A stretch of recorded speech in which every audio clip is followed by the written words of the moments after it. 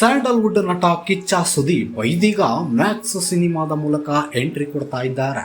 Max ಚಿತ್ರದ ಕೊನೆಯ ದಿನದ ಶೂಟಿಂಗ್ ವಿಡಿಯೋವನ್ನ ಹಂಚಿಕೊಂಡು ಚಿತ್ರತಂಡಕ್ಕೆ ಸುದೀಪ್ ಧನ್ಯವಾದ ತಿಳಿಸಿದ್ದಾರೆ.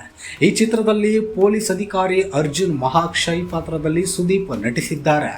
ಮಹಾಬಲಿಪುರಂನಲ್ಲಿ ಮ್ಯಾಕ್ಸ್ ಚಿತ್ರದ ಶೂಟಿಂಗ್ ಭರದಿಂದ ಸಾಗ್ತಾ ಇದೆ. ಈ ಬಗ್ಗೆ ಸೋಷಿಯಲ್ ಮೀಡಿಯಾದಲ್ಲಿ ಸುದೀಪ್ ಮಾಹಿತಿ ಹಂಚಿಕೊಂಡಿದ್ದಾರೆ.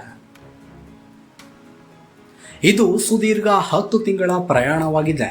ನಾನು ಪ್ರತಿ ಕ್ಷಣ ಎಂಜಾಯ್ ಮಾಡಿದ್ದೇನೆ. ಅದ್ಭುತ ತಂಡ ಮತ್ತು ಕಲಾವಿದರ ಜೊತೆ ಕೆಲಸ ಮಾಡಿರುವುದಾಗಿ ತಿಳಿಸಿದ್ದಾರೆ.